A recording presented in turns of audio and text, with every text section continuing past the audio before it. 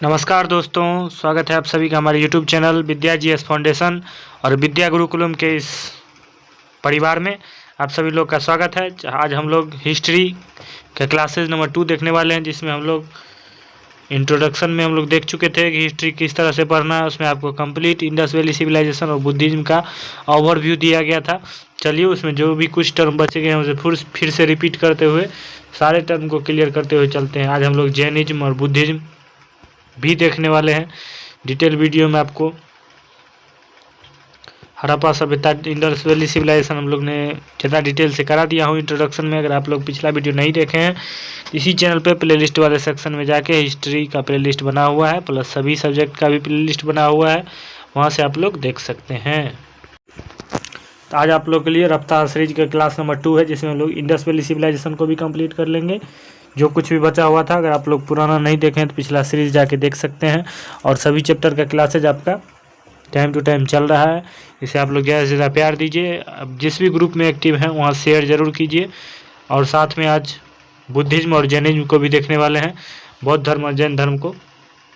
चलिए क्लासेज शुरू करते हैं। ये क्लासेज आपका रेलवे, एसएससी, बैंकिंग और सभी स्टेट एग्जाम के लिए जीएस का एक रामबाण इलाज होने वाला है। तो ऐसा सीरीज आपको यूट्यूब पे कोई फ्री में नहीं कराएगा, कंप्लीट डिटेल है। इस वीडियो को ज़्यादा से ज़्यादा शेयर किया कीजिए, अपने दोस्तों को भी बताइए। चलिए क्लासेस शुरू करते हैं। आपका समय नहीं लेते हुए एसएससी जीडी का भी एग्जाम डेट आउट हो चुका है। ये जीडी के लिए भी सीरीज ले सकते हैं आप लोग, प्लस रेलवे के आगामी एग्जाम्स जो आरआरबी, एनटीपीसी 10+2 है, उस सभी के लिए आप लोग ये सीरीज देख सकते हैं। आप सभी के लिए मोस्ट इंपॉर्टेंट होने वाला है। तथा बिहार स्टेट में भी बहुत सारे एग्जाम आने वाले हैं, बीपीएससी, एडीओ, सभी के लिए सीरीज आप ले सकते हैं। प्लस बिहार एसएससी के जितने भी एग्जाम आने वाले हैं उस सभी के लिए जीएस का एक कंप्लीट रामबाण इलाज है। चलिए हम लोग क्लासेस शुरू करते हैं। चलिए, तो हम लोग प्राचीन भारत का इतिहास में शुरू करने वाले हैं।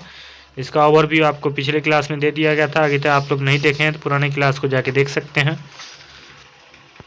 चलिए, ये एग्जाम आपको railway, SSC, state, PCS premium study notes प्राप्त करना चाहते हैं तो हमारे टेलीग्राम चैनल का लिंक चैनल के डिस्क्रिप्शन में प्लस वीडियो के डिस्क्रिप्शन में भी लगा दिया जाएगा। वहाँ से आप लोग ज्वाइन करके पीडीएफ प्राप्त कर सकते हैं। चलिए, जैसा कि हम लोग पुराने क्लास में पढ़ चुके थे, इतिहास के फादर कौन है? इतिहास के फादर हेरोडोटस साहब है, जिन्होंने अपनी पुस्तक हिस्टोरिया लिखा है। हिस्टोरिका या हिस्टोरिया भी कह सकते हैं। ग्रीक भाषा का शब्द है, जिसका अर्थ है पूछताछ कर जानना। पूछताछ या पूछताछ करके आप अपने प्रीवियस इतिहास को जानते हैं। जैसे अपने गांव घर में पुराने दादा दादी से के पास बैठ करके जो पुराने किस्सा सुनते हैं, कहानियाँ सुनते हैं, उनसे आप पता कर सकते हैं पुराने इतिहास के बारे में। अपने पुराने लोगों से जाके पूछिए तो आपका इतिहास पता चलता है। जिससे इतिहास को 3 भागों में बांटा गया था: प्राग ऐतिहासिक काल, आद्य ऐतिहासिक काल और ऐतिहासिक काल। सबका ओवरव्यू आप लोग को देते चलते हैं, जैसे ज़रूर एक बार देख लें। नहीं देखें तो पुराना क्लास आपको डिटेल से है, वहाँ जाके देख सकते हैं। प्रागैतिहासिक काल, जिसे प्री हिस्टोरिक पीरियड कहा जाता है, इसमें मानव की उत्पत्ति से 3000 ईसा पूर्व तक है। ये 3000 ईसा पूर्व तक इसका समय है। आद्य ऐतिहासिक काल, जिसे कि प्रोटो हिस्ट्री पीरियड कहा जाता है, इसमें 3000 ईसा पूर्व से लेके 600 ईसा पूर्व तक का ये समय है। ऐतिहासिक काल, जिसे कि हिस्टोरिक पीरियड कहा जाता है, इसमें 600 ईसा पूर्व से आगे का समय है। तो जो प्रागैतिहासिक काल है, इसमें पुरातात्विक साक्ष्य अध्ययन का एकमात्र स्रोत है, जितने भी खुदाई से मिले हैं। जैसे पाषाण काल का इसमें एग्जाम्पल हम लोग पढ़ने वाले हैं। खुदाई से जितने भी स्रोत मिले हैं वही इसमें है। आद्य ऐतिहासिक काल, इसमें लिखित साक्ष्य भी हैं किंतु पठनीय योग्य नहीं है। जैसे सिंधु घाटी सभ्यता में बहुत सारे मोहरे मिले हैं, बहुत सारे चीज़ मिले हैं, जो आप लोग पढ़ चुके हैं प्रीवियस क्लास में।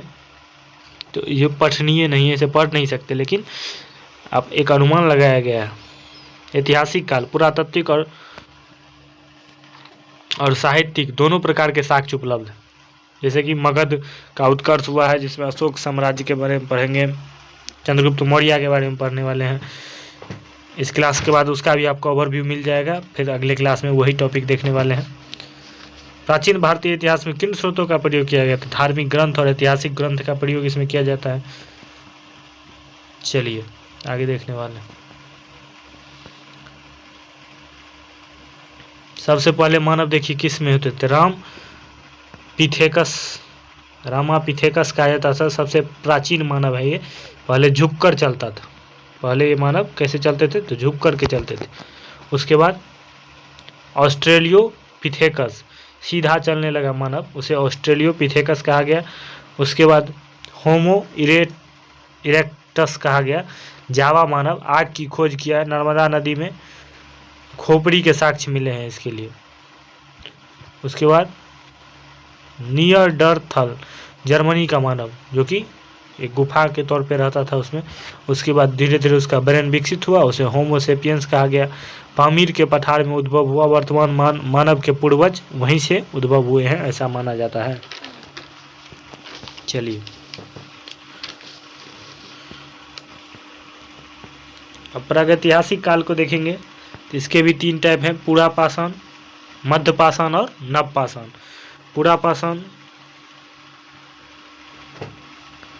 पुरापाषाण के भी 3 टाइप हैं, अगर देखिएगा तो आप लोग मध्यपाषाण, निम्न पाषाण और उच्च पाषाण। इसका भी डिटेल हम लोग पढ़ने वाले हैं। पहले पुरापाषाण को समझिए आप लोग। पुरापाषाण मानव उपभोक्ताओं तथा उत्पादक नहीं था। मानव क्या था, कोई भी उत्पादन नहीं करता था, ना ही उपभोक्ता था उसका। रॉबर्ट ब्रूस फुट ने हस्त कुटार खोजा है। हस्त मतलब हाथ से उपयोग किए जाने वाला अस्त्र सब। इसका स्थान कहाँ है, भीमवेटिका की गुफा मध्य प्रदेश में। पर सबसे प्राचीन चित्रकारी का स्रोत वहीं से मिला हुआ है। उसके बाद मध्यपाषाण काल में पशुपालन की शुरुआत, कुत्ता पालने की प्रथा यहीं से शुरू हुई है। उसके बाद प्रमुख स्थान यहाँ का है आदमगढ़, जो कि एमपी में है, बागौर जिला जो कि राजस्थान में है, यहीं से इसके साक्ष्य मिले हैं। नवपाषाण, कृषि और अस्थायी निवास की शुरुआत हुई तो नवपाषाण युग से हुई है। नवपाषाण युग लहुरादेव चावल के प्राचीनतम साक्ष्य मिले हैं मेहरगढ़ से। जौ और गेहूं का साक्ष्य मिला है बुर्जहोम से। गर्त निवास प्लस मालिक के साथ कुत्ते को दफनाए जाने का साक्ष्य मिला है। ये सिंधु घाटी सभ्यता में हम लोग पढ़ने वाले हैं, कहाँ पे साक्ष्य मिले हैं। पुरापाषाण काल को देख लीजिए, 26 लाख से 9000 ईसा पूर्व तक का समय को पुरापाषाण कहा जाता है।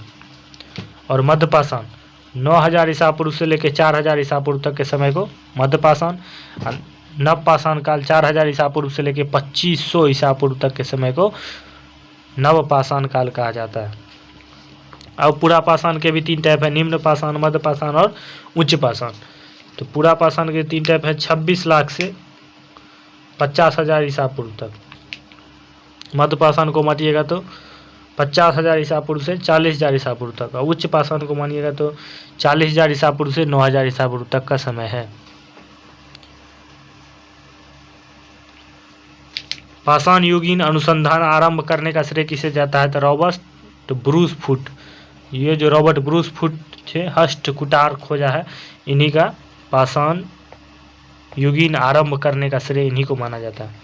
मानव इतिहास का प्रारंभिक काल क्या कहलाता है, तो पुरापाषाण काल कहलाता है। प्राचीन औजार और अस्त्र बनाने के लिए किस पदार्थ का उपयोग करते थे, तो पत्थर का उपयोग ये लोग करते थे। सर्वप्रथम मानव सदृश प्राणी जो होमो सेपियंस के प्रजाति के रूप में जाना गया, उसे होमो सेपियंस कहते हैं। भारत में मानव के सर्वप्रथम साक्ष्य कहाँ से प्राप्त हुए हैं, नर्मदा नदी के तट पर हथनौरा शहर है, वहीं से प्राप्त हुआ है। चलिए फिर सिंधु घाटी सभ्यता में पढ़ेंगे, जूते हुए खेत के साक्ष्य कहाँ से मिले, तो कालीबंगन से मिले हैं। स्टोन एज में लोगों के पास प्रथम घरेलू पशु कौन था, तो कुत्ता था, जो पालतू युग कहा जाता है। इसका इंग्लिश भी देख लीजिए। पुरापाषाण को कहते हैं पैलेथोलिक एज, मध्यपाषाण को मीसोथोलिक और नवपाषाण को नेसोलिथिक एज। पुरापाषाण को पैलियोलिथिक एज पुरापाषाण को कहते हैं, मध्यपाषाण को मेलियोलिथिक एज, नवपाषाण को नेसोलिथिक एज। चलिए आगे देखने वाले हैं हम लोग हड़प्पा सभ्यता, जैसे कि आपको डिटेल से बता दिया गया था, फिर भी देख लेते हैं। हड़प्पा सभ्यता की खोज 1921 में दयाराम साहनी जी ने रावी नदी के तट पर खोज किया था इसका। दयाराम साहनी जी का पूरा नाम था राय बहादुर दयाराम साहनी, और इनके साथ और थे व्हीलर, माधव स्वरूप वत्स, इन सभी ने मिलकर खोजा है। यहाँ पे क्या क्या मिला है तो विशाल अन्नागार और सावधान R37 मिले हैं यहाँ पे, कब्रिस्तान जिसे कहा जाता है। अन्नागार भी मिले हैं। मोहनजोदड़ो की खोज 1922 में राखल दास बनर्जी और मार्टिमर व्हीलर ने दोनों ने मिल के किया है। ये दोनों जिला अभी पाकिस्तान में लड़काना डिस्ट्रिक्ट है, वहाँ पे पड़ता है। लोथल जो कि भोगवा नदी के किनारे है।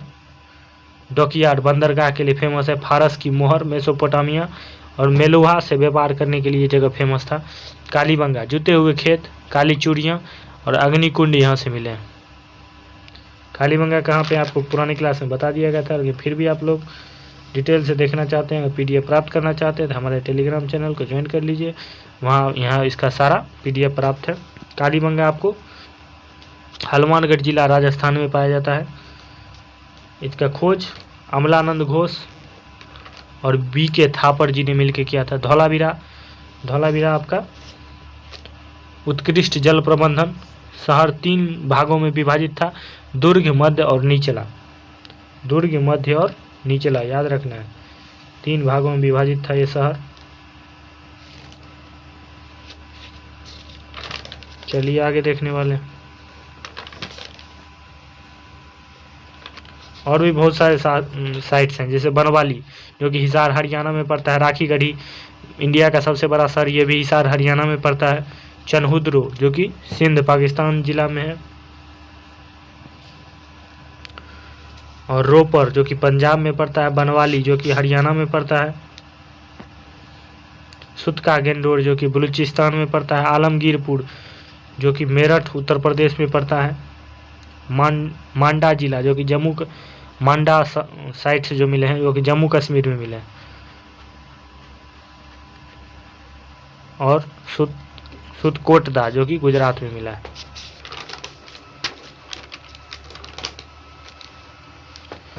धौलावीरा आपका कच्छ का रण गुजरात में मिला है, ये भी साइट। सिंधु घाटी सभ्यता में हड़प्पा सभ्यता को कांस्य युगीन सभ्यता भी कहा जाता है, क्योंकि यहाँ कांस्य की बनी मूर्तियाँ भी मिले हैं। चलिए आगे देखने वाले हैं हम लोग।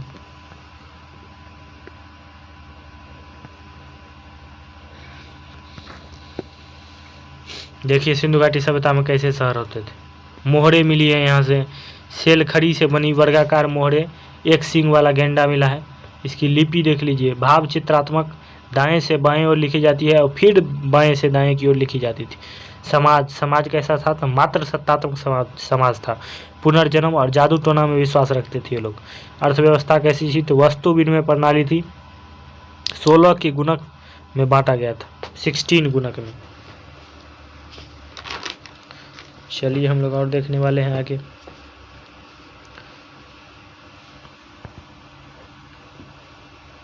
जल निकासी कैसी थी तो ढकी हुई पक्की ईंट की नालियां बनाई जाती थी। और ग्रिड प्रणाली, सड़कें 90 डिग्री के कोण पे काटती थी एक दूसरे को, ग्रिड सिस्टम इसे कहा जाता है। यही था सिंधु घाटी सभ्यता का सारा डिटेल आप लोग को मिल चुका है। आर्यों का आगमन कहाँ से हुआ है तो इसमें बहुत सारे अलग अलग विचार हैं। आर्यों का आगमन मध्य एशिया, मैक्स मूलर का कथन है आर्यों का आगमन जो हुआ है मध्य एशिया से हुआ है। ऋग्वैदिक काल और उत्तर वैदिक काल को हम लोग देखने वाले हैं। ऋग्वैदिक काल 1500 से लेकर 1000 BC तक और उत्तर वैदिक काल 1000 से लेकर 600 BC तक। अर्थव्यवस्था मुख्यतः पशुपालन था। ऋग्वैदिक काल में गाय को अधन्या कहा जाता था, अधन्या ही संपत्ति थी उन लोग की। और समाज कर्म आधारित वर्ण व्यवस्था, महिलाओं की अच्छी स्थिति थी वहाँ पे। देवता प्रकृति पूजा करते थे, प्रमुख देवता इंद्र थी, पुरंदर और अग्नि देवता प्रसिद्ध थी। कर टैक्स के रूप में बलि स्वेच्छा से दिया जाता था, बलि नाम का कर चलता था टैक्स। और वही उत्तर वैदिक काल में अर्थव्यवस्था, लोहे की खोज हुई, कृषि का विस्तार हुआ। समाज कैसा था तो जन्म आधारित कठोर वर्ण व्यवस्था, जो गोत्र और जितने भी वर्ण अभी चलते हैं वो आ गया था, उस समय गोत्र व्यवस्था का शुरुआत हो चुका था। देवता, प्रजापति प्रमुख और बड़े यज्ञ शुरू हो चुके थे। प्रजापति प्रमुख देवता थे और बड़े बड़े यज्ञ होते थे। और प्रशासन कैसा था, जन और जनपद, जन जो था जनपद बन चुका था। उत्तर वैदिक काल में प्रजापति प्रमुख देवता थी और ये कहाँ पे रहते थे ज़्यादातर, ये लोग गंगा यमुना दोआब क्षेत्र पर रहते थे। यहाँ दो तरह की सभा और समितियाँ होती थी। प्रजापति की दो प्रकार की कन्याएं इसे कहा जाता था, सभा और समिति की। महिलाओं को इसमें जाने का अनुमति नहीं था सभा और समिति में उत्तर वैदिक काल में। इसकी पेशा क्या था, तो कृषि था प्रमुख। उपनयन संस्कार होता था, महिलाओं के लिए नहीं होता था, ये पुरुष के लिए होता था। पद वंशानुगत हो गए थे। टैक्स सिस्टम रेगुलर कर दिया गया था, टैक्स सिस्टम कर आपको देना ही पड़ेगा, रेगुलर था। घोड़ा को पालतू बनाया जाने लगा था इसमें। कपड़े ऊन काटने, चमड़े आदि के बनते थे। इसमें 3 वेद थे। इस उत्तर वैदिक काल में 3 प्रकार के वेद लिखे गए, एक वो अथर्ववेद, सामवेद और यजुर्वेद। जबकि ऋग्वैदिक काल में एक ही वेद लिखा गया जो कि ऋग्वेद था। ऋग्वैदिक काल में देखेंगे 100 BC में लोहा की खोज हुई, इसे लोह युग भी कहा जाता है। पूर्व वैदिक काल को लोह युग भी कहा जाता है। इसमें 1000 BC में जाके लोहा की खोज हुई, इसलिए इसे उत्तर वैदिक काल में भी मान लिया जाता है जिसका खोज हुआ है। यहाँ पद क्या थे, ऋग्वैदिक काल में पद वंशानुगत नहीं थे और सभा और समिति की महिलाओं को जाने की अनुमति थी उस समय तक। यहाँ का ऑक्यूपेशन क्या था, मुख्य व्यवसाय जो था पशुपालन था ऋग्वैदिक काल में। चलिए, और भी कोई डाउट होता है तो आप लोग कमेंट बॉक्स में पूछ सकते हैं। देखिए, आर्यों का घर के बारे में मैक्स मूलर जी ने जो कहा है, आर्य मध्य एशिया से आए थे, लेकिन बहुत सारे अलग अलग विद्वान हैं, जैसे कि सर W जोन्स ने कहा ये यूरोप से आए थे, सेंट्रल एशिया से आए थे। जो मैक्स मूलर का ये कथन है, ये तो आपको बताया, जर्मन इतिहासकार थे मैक्स मूलर। आर्टिक रीजन से आए हैं, ये बाल गंगाधर तिलक का कथन है। और दयानंद सरस्वती जी ने कहा था कि ये तिब्बती रीजन से आए थे, मतलब तिब्बत क्षेत्र से आए थे।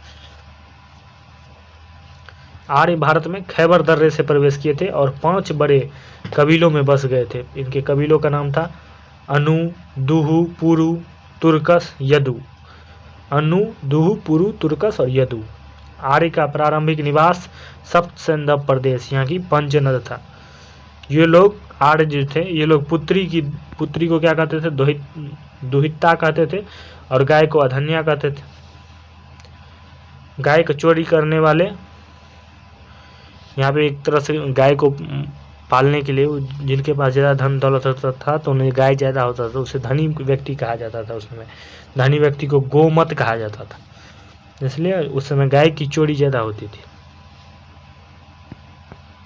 चलिए, आशा करते हैं आप लोग को समझ में आ गया होगा। चलिए आगे बढ़ते हैं हम लोग। देख लीजिए, उस समय मगध के उत्कर्ष का कारण क्या था, तो मगध के उत्कर्ष का कारण था जल दुर्ग, वाटर फोर्ट, राजगिरी। जब भारत, इसे बिहार का केंद्र माना जाता है मगध साम्राज्य का उत्कर्ष में। राजगिरी सभी तरह नदियों से घिरा हुआ था और यहाँ व्यापार का अच्छा कारण था। लोहे की प्रचुरता थी, हथियार और कृषि यहाँ पे प्रचुर मात्रा में हो सकती थी, क्योंकि वहाँ गंगा नदी भी गुजरी है उसके आसपास से, खेती के लिए उपजाऊ भूमि था वहाँ पे। हथियारों का प्रथम सैन्य उपयोग हुआ था। उपजाऊ गंगा नदी घाटी थी, महत्वाकांक्षी शासक थे। अंगुत्तर निकाय के अनुसार 16 महाजनपद थे, वज्जी, मल्ल गणतंत्र थे, बाकी राजतंत्र थे। चलिए आगे बढ़ते हैं हम लोग। चलिए, सबसे पहले जैन धर्म और बौद्ध धर्म को भी डिटेल से समझ लेते हैं, उसके बाद हम लोग मगध साम्राज्य को देखते हुए फिर उसका डिटेल वीडियो अगले सप्ताह आने वाला है, अगले क्लास में। बौद्ध धर्म के संस्थापक गौतम बुद्ध थे। ज्ञान इन्होंने बोध गया में पीपल वृक्ष के नीचे प्राप्त किया था। और सिद्धांत, इनके 4 सिद्धांत थे, अष्टांगिक मार्ग और मध्यम मार्ग। इन सभी को डिटेल से पढ़ने वाले हैं। भाषा, जनसाधारण की भाषा पाली थी। और विभाजन, बौद्ध धर्म 2 भाग में टूट चुका था, एक हीनयान और महायान। उसका भी डिटेल देखते हैं।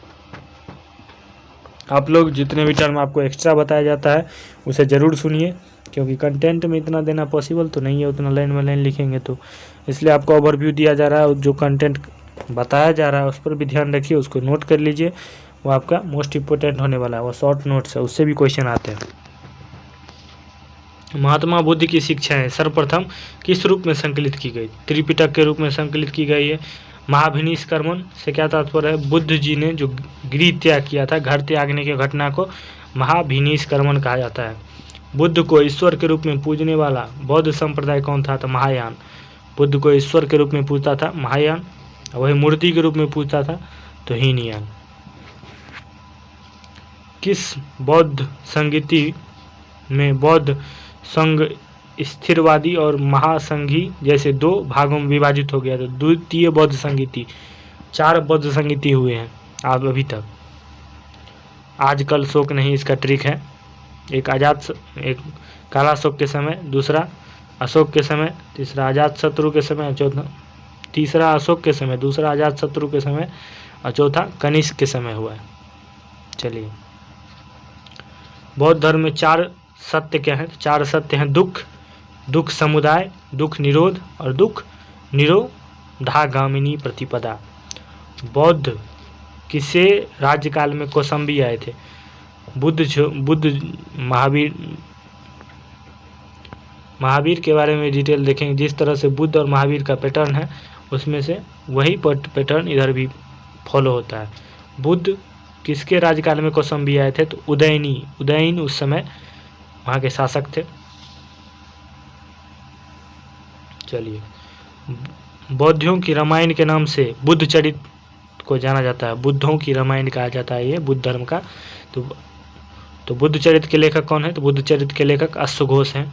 अशोक का कौन सा अभिलेख इस परंपरा की पुष्टि करता है कि गौतम बुद्ध का जन्म लुम्बिनी में हुआ है? तो एक अभिलेख का नाम है रूमीन देई स्तंभ अभिलेख। शासनकाल के 21 वर्ष में ब्राह्मी लिपि में लिखा गया है। बौद्ध धर्म का जितना भी अभिलेख है ज़्यादातर ब्राह्मी लिपि में ही लिखा गया है। बौद्ध धर्म के महायान और हीनयान संप्रदायों में सर्वाधिक मौलिक अंतर क्या है? देवी देवताओं की पूजा ये लोग विश्वास रखते थे। बुद्ध जी ने अपना प्रथम उपदेश कहाँ दिया है? तो सारनाथ में दिया है। बौद्ध गया में महाबोधि मंदिर का स्तंभ गौतम बुद्ध के जीवन की किस महत्वपूर्ण घटना का वर्णन है? तो गौतम बुद्ध की ज्ञान प्राप्ति से संबंधित है। गौतम बुद्ध का ज्ञान प्राप्त हुआ था बौद्ध गया में। बुद्ध जी के उपदेश किससे संबंधित है? आचरण की शुद्धता और पवित्रता से संबंधित है। ये एक तरह से मोस्ट इम्पोर्टेंट क्वेश्चन है, जो कि आपका एक टर्म के रूप में, वन लाइनर के रूप में आपको कराया जा रहा है। बुद्ध के जीवन काल में ही संघ प्रमुख बनना चाहता था कौन? देवदत्त। बुद्ध का जन्म लुम्बिनी में हुआ है, कपिलवस्तु नेपाल में, जो कि अभी वर्तमान में पड़ता है। इनके पिता का नाम सुधोधन था, माता माया देवी थी, जिसका निधन हो जाने के बाद बचपन का नाम बुद्ध का सिद्धार्थ था। सिद्धार्थ गोत्र कौन था? तो गोत्र गौतम लगाते थे, सिद्धार्थ गौतम। इनका पालन पोषण प्रजापति गौतमी, इनकी मौसी जी ने किया था। पत्नी का नाम यशोधरा था। एक पुत्र भी था राहुल। सारथी चना था। घोड़ा का नाम था कंथक। सारथी का नाम चन्ना था, चन्ना। ज्ञान प्राप्ति स्थल गया, बोध गया बिहार में, निरंजना नदी के तट पर घटना को क्या कहते हैं? संबोधि घटना कहा जाता है। प्रथम उपदेश ऋषिपत्तनम सारनाथ में दिए थे। और शिष्य कौन था? तो आनंद और उपाली ऐसा कहा जाता है। प्रथम शिष्य इनकी मौसी प्रजापति गौतमी थी, महिलाओं में। धर्म का स्थल शाक्य काशी मगध अंग्ल मल्ल वज्जी कौशल राज्य था। जीवन का अंत होगा 483 ईसा पूर्व में। 80 वर्ष की आयु में दिन वैशाख पूर्णिमा, स्थल कुशीनगर उत्तर प्रदेश में इनका देहांत हो गया।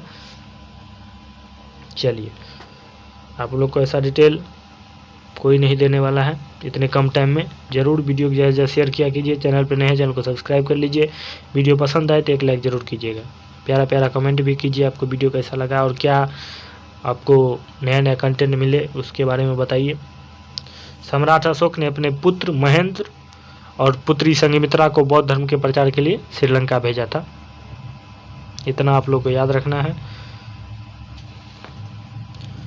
चलिए, बौद्ध संगीतियाँ जो हुई है, प्रथम बौद्ध संगीतियाँ 483 ईसा पूर्व राजगिरी में हुई है। शासक कौन थे? अजातशत्रु। उसका अध्यक्ष कौन था? तो महाकाश्यप। द्वितीय 383 ईसा पूर्व में हुई है, वैशाली नामक स्थान में। अध्यक्ष था साबकमीर और शासक था कालाशोक।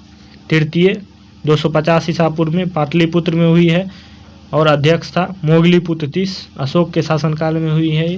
चतुर्थ बौद्ध संगीति 98 ईसा पूर्व में कुंडलवन और उस समय शासक था कनिष्क, जबकि अध्यक्ष था उस संगीति का वसुमित्र। नागा अर्जुन किस बौद्ध संप्रदाय से थे? मध्यकालिक संप्रदाय से। चलिए, आपको बौद्ध धर्म कंप्लीट हो गया। बौद्ध और तथा जैन दोनों ही धर्म किस मत में विश्वास रखते थे? कर्म और पुनर्जन्म के सिद्धांत में विश्वास रखते थे ये लोग। गौतम बुद्ध को एक देवता का स्थान किस राजा ने दिया था? कनिष्क ने दिया था। बुद्ध की खड़ी प्रतिमा किस काल में बनाई गई थी? कुषाण काल में। प्रथम शताब्दी ईस्वी में भारतीय बौद्ध भिक्षु को चीन भेजा गया, किसके द्वारा? वसुमित्र के द्वारा। बुद्ध धर्म के जो ग्रंथ हैं, सुत्त पिटक, विनय पिटक और अभिधम्म पिटक। सुत्त पिटक बुद्धों के उपदेश और संवादों का संकलन है। विनय पिटक बुद्ध संवाद, आचार विचार का संकलन है उसमें। और अभिधम्म पिटक में बुद्ध के आध्यात्मिक और दार्शनिक विचारों का संकलन है उसमें। चलिए, बुद्ध धर्म समझ में आ गया होगा आपको। बौद्ध धर्म में त्रिरत्न को क्या कहा गया है? तो बौद्ध धर्म में त्रिरत्न को बुद्ध, धम्म और संघ कहा गया है। बुद्ध का प्रथम उपदेश जो दिए थे उसमें जो शब्दावली था उसे धर्म चक्र परिवर्तन कहा गया है। चलिए, आपको इतना ही आपके लिए मोस्ट इम्पोर्टेंट है। बुद्ध जी ने अपने प्रथम महिला शिष्य बनाया था प्रजापति गौतमी को, जैसा आपको बता दिया गया। अब जैन धर्म देखते हैं। जैन धर्म के संस्थापक ऋषभदेव थे और 24वें तीर्थंकर महावीर स्वामी हुए हैं। इन महावीर स्वामी को ज्ञान कहाँ पे प्राप्त हुआ? तो साल वृक्ष के नीचे। इनका सिद्धांत था पंच महाव्रत, सयादवाद, अनेकतावाद। भाषा क्या थी? तो प्राकृत। विभाजन, श्वेतांबर और दिगंबर दो भाग में ये भी धर्म टूट चुका था। श्वेतांबर जो कि सफ़ेद वस्त्र पहनते थे और दिगंबर जो कि नग्न अवस्था में रहते थे।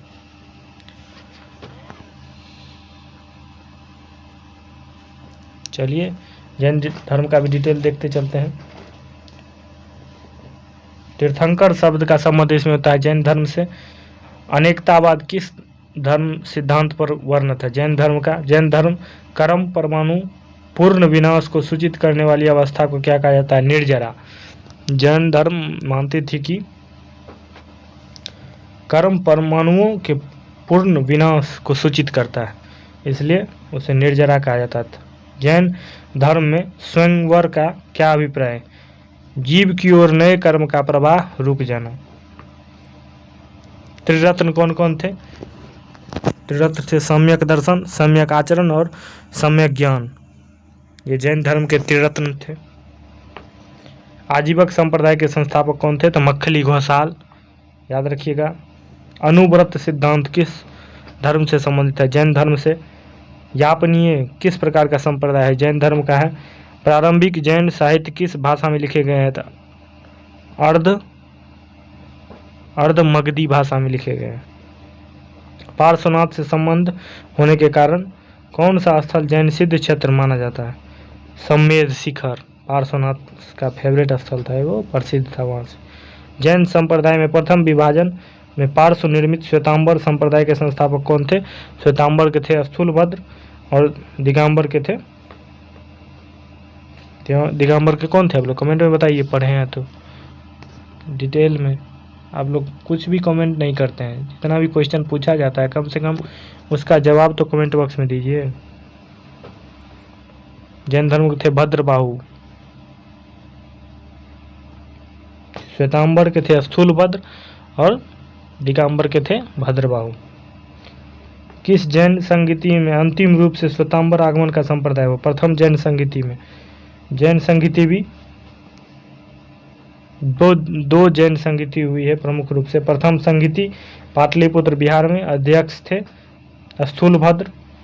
द्वितीय जैन संगीति 512 ईसा पूर्व में वल्लभी गुजरात में हुई है, अध्यक्ष थे क्षमा श्रवण।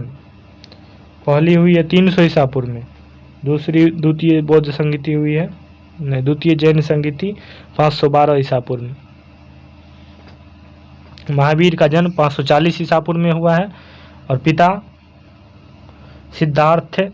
जन्म स्थान कहाँ है महावीर का? तो कुंडा ग्राम वैशाली निकट पावापुरी बिहार में है। माता का नाम है त्रिशला और बचपन का नाम था वर्धमान महावीर।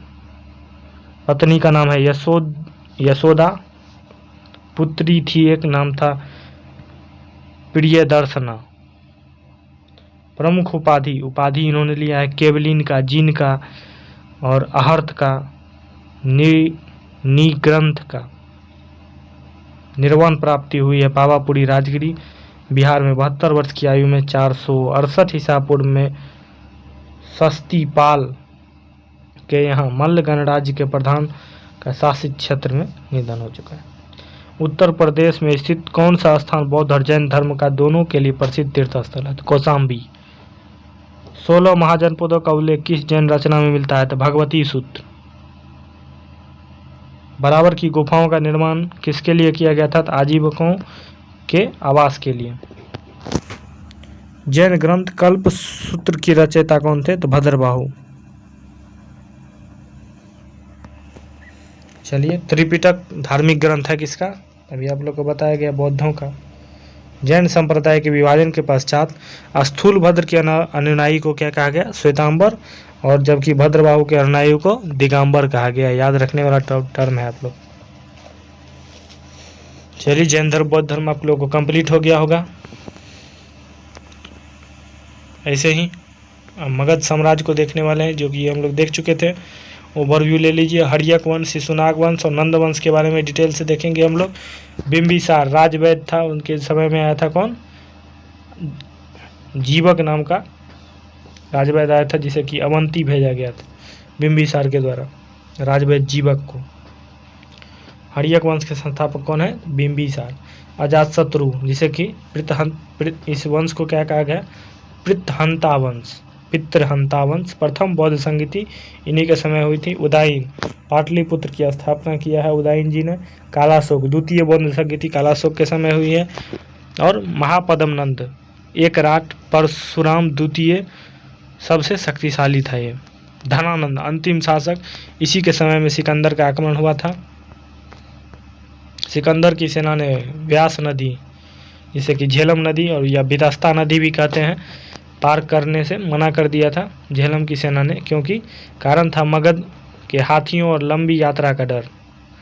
मगध में हाथियों ज़्यादा था। झेलम का युद्ध 326 BC में सिकंदर और राजा पोरस के बीच लड़ा गया। पोरस की बहादुरी देखकर सिकंदर ने राज्य वापस लौटा दिया था। पोरस की बहादुरी को देखकर सिकंदर ने राज्य वापस लौटा दिया था। इतिहास केवल विजेताओं को याद रखता है। सिकंदर के गुरु कौन थे? तो अरस्तु। चलिए, गुरु चाणक्य, भारत का मैकियावली की सहायता से मगध जीता। चाणक्य को कौटिल्य चाणक्य के नाम से भी जाना जाता है। 305 BC में सेलुकस निकेटर को हराया था कौन? चंद्रगुप्त मौर्य ने। हेलेना से विवाह कर लिया था चंद्रगुप्त मौर्य ने। और मेगास्थनीज, इंडिका पुस्तक, मेगास्थनीज इन्हीं के दरबार में आया था और इंडिका नामक पुस्तक लिखा था। अंतिम समय में जैन धर्म को अपना लिया था इन्होंने, चंद्रगुप्त मौर्य ने। और श्रवण बेलगोला नामक स्थान पर इनकी मृत्यु हो गई थी। उसके बाद बिंदुसार को देखने वाले हैं। इसका नाम है उपनाम अमित्रघात, शत्रुओं का नाश करने वाला। तक्षशिला विद्रोह को दबाने के लिए सुसीम और अशोक को भेजा गया था इसके द्वारा। आजीवक संप्रदाय का अनुयायी था, मक्खली घोषाल द्वारा स्थापित आजीवक संप्रदाय का अनुयायी था। अशोक का भी डिटेल देखेंगे हम लोग। पहले कलिंग युद्ध इसका बहुत फेमस है। 261 BC में 13वां शिलालेख। भारी रक्तपात और निग्रोध, एक बच्चे के भेंट ने हृदय परिवर्तित कर दिया।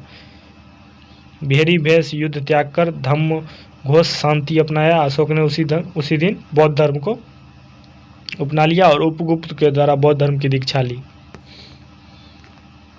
धम्माशोक प्रशासन के 5 प्रकार में विभाजित था अशोक का। बौद्ध धर्म प्रचार के लिए पुत्र महेंद्र और पुत्री संघमित्रा को श्रीलंका भेजा था। राष्ट्रीय प्रतीक सारनाथ अशोक का स्तंभ है।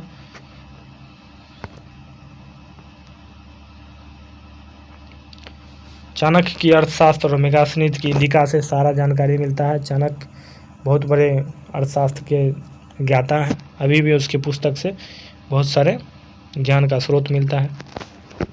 18 टॉप ऑफिशियल्स सप्तांग सिद्धांत को हम लोग देखने वाले हैं। राजा, अमृतदंड, कोष, दुर्ग, जनपद, ये सभी जब मगध साम्राज्य के बारे में पढ़ेंगे तो आपको डिटेल से मिलने वाला है। ये सभी लोग अभी याद रखिए। गुप्तचर संस्था एक स्थान पर और घूमने वाला होता था।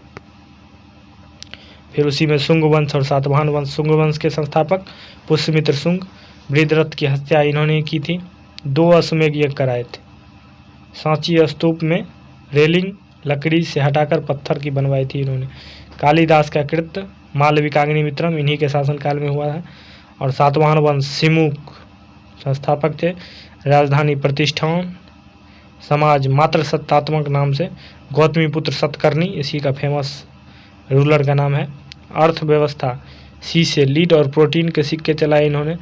प्रथम शुरुआत ब्राह्मणों को भूमिदान, नाना घाट अभिलेख इन्हीं के लिए द्वारा फेमस है। अशोक के स्तंभ को सर्वप्रथम 1837 में जेम्स प्रिंसेप ने पढ़ा। लिपि कौन थी? तो ब्राह्मी और खरष्ठी। चलिए आज की क्लास में इतना ही। आप लोग को समझ में आ गया होगा। जितने भी स्टूडेंट चैनल पर नए हैं चैनल को सब्सक्राइब कर लीजिए। वीडियो को ज़्यादा शेयर कीजिएगा। वीडियो पसंद आए तो एक लाइक ज़रूर कीजिएगा। चैनल पर नए हैं चैनल को सब्सक्राइब कर लीजिए। अपने दोस्तों को भी बताइए इस सीरीज़ के बारे में। इतना डिटेल से आपको क्लास कहीं नहीं मिलने वाला है। यूट्यूब पर फ्री में पढ़ाया जा रहा है। चलिए ज़्यादा से ज़्यादा शेयर कीजिएगा वीडियो को। चैनल पर नए हैं चैनल को सब्सक्राइब कर लीजिए। प्यारा प्यारा सा कमेंट में ज़रूर लिखिए। जो भी डाउट होता है